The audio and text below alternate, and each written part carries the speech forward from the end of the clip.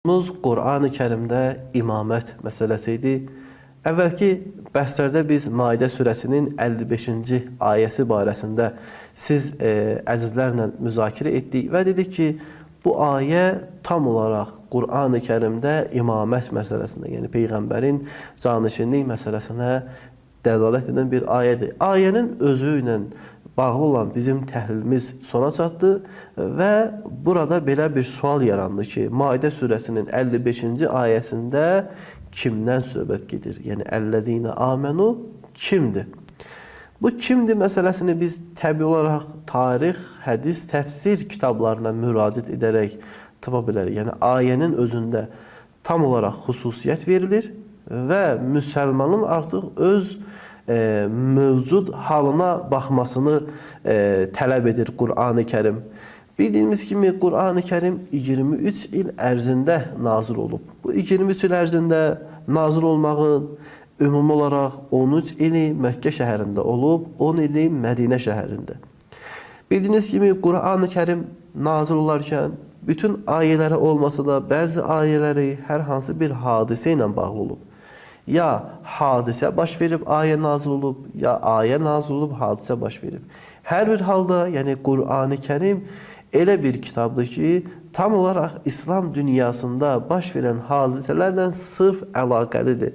Bunun mənası o demək deyil ki, Qur'an-ı Kərim bu hadisələrə məhduddur və yalnız bu hadisələr ətrafında danışır. Xeyr, bəlkə Qur'an-ı Kərim bu hadisələri ümumi cəhətdən təhlil edir. Nəinki xırdalığına qədər gedir ki, müəyyən məsələ hansı formadadır, necədir. Məsələn, əgər müsəlmanlar hər hansı bir döyüşdən, düşməndən qorxub geri qaçıblarsa, Allah Teala bu həmən hadisəyə xitabən ümumi bir göstəriş verir. Yəni, sizin imanınız olsaydı, Peyğəmbərə tam olaraq təslim olsaydınız, siz heç vaxt döyüşdən qaçmaqsınız. Bu xüsusiyyət heç bir formada müəyyən bir döyüş üçün keçərli deyil. Yəni, hər bir zaman bu xüsusiyyət keçərlidir. Və yaxud o insanlar ki, namazlarında riyakarlıq edirlər, bu müəyyən münafiqlər barəsində nazil olub. Amma belə demək deyil ki, bu ayə yalnız həmən şəxs barəsindədir və digər insanlar namaz halından münafiqlik edə bilməz. Xeyr, təbii olaraq bu ümumi bir xüsusiyyətdir. Amma hər bir halda Qur'an-ı Kərim bu həmən hadisələrin ətrafında dövr edir və bu hadisələri biz məlumatlı olmaq Qur'an-ı Kərimin bir çox ayələrini daha aydın, rahat başa düşməyə köməklik edə bilər. Bu ayə barəsində Maidə surəsinin 55-ci ayəsində müxtəlif bəhslər var. Yəni, söhbət burada kimdən gedir? Amma bu məsələləri tam olaraq açıqlamamışdan qabaq bir neçə məqama diqqət etmək lazımdır. Birinci məqam ondan ibarətdir ki, hər hansı bir ayə barəsində deyilən fikirləri bir yerə yığıq. Çünki bir ayə barəsində bəzən 5 dənə, 10 dənə, 3 dənə fikir var. Bu fikirləri heç bir formada bir yerə toplamaq olmur. Bəzən eyni insandan iki fərqli fikir var. Məsələn, biri deyir ki, İbn Abbas dedi ki, bu ayə filan kəs barəsində nazil olub. Başqa bir tabiin, başqa bir şəxs İbn Abbasın nəql edir ki, bu ayə başqa bir şəxs barəsində nazil olub. Yəni, İbn Abbas sanki bu ayəni 2 dəfə başa düşüb. Biri filan kəs barəsində, biri filan kəs barəsində.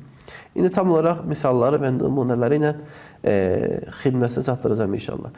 Demək, İlk növbədə biz ayə barəsində olan hadisələrin birini götürüb əlimizə bayrıq edə bilmərik ki, budur, bundan başqa deyil. Bəlkə onların hamısını yığaq bir yerə sənəd cəhətdən və sair cəhətdən araşdıraq. Bu birinci mərhələ. İkinci mərhələ budur ki, bu hadisə ki, bu ayə barəsində nazil olmayıb, baxaq görək, bu hadisə, bu şəxslə bu ayə arasında bir uyğunluq var, yoxsa yoxdur.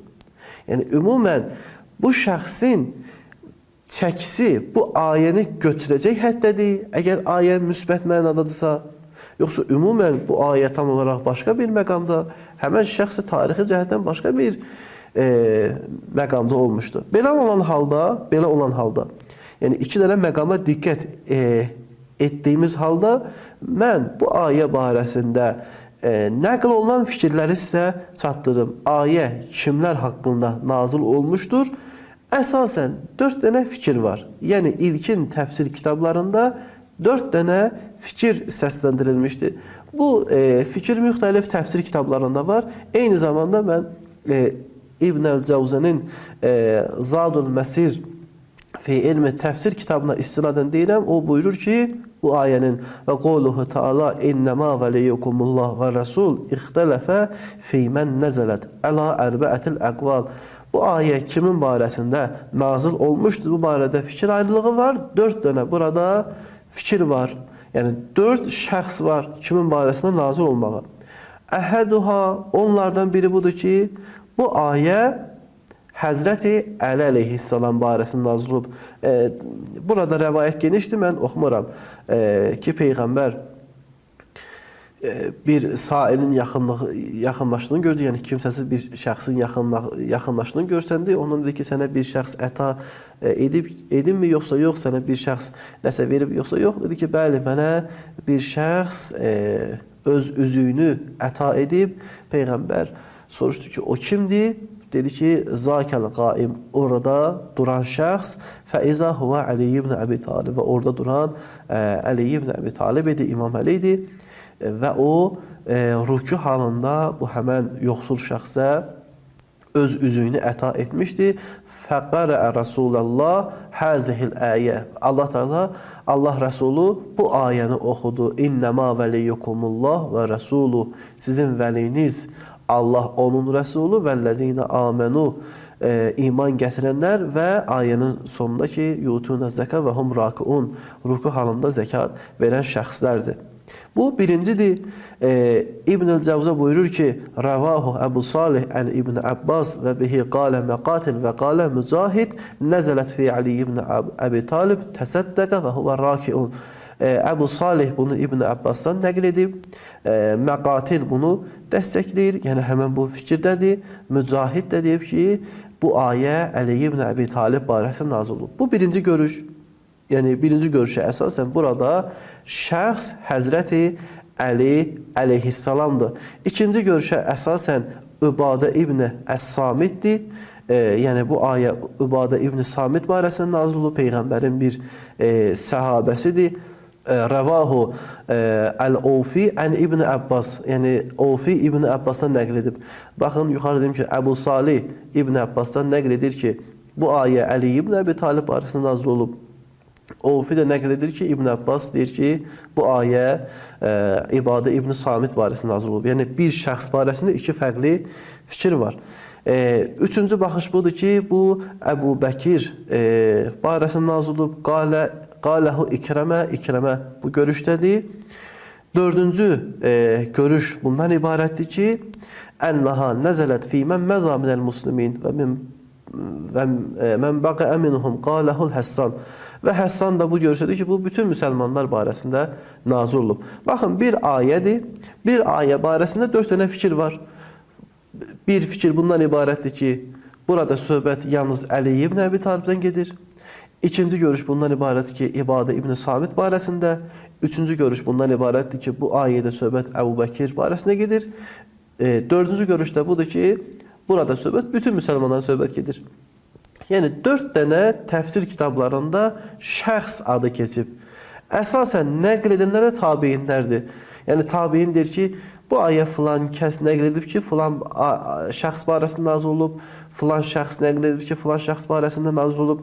İndi biz bu 4 dənə fikri cəm etdik, bir ara getdik.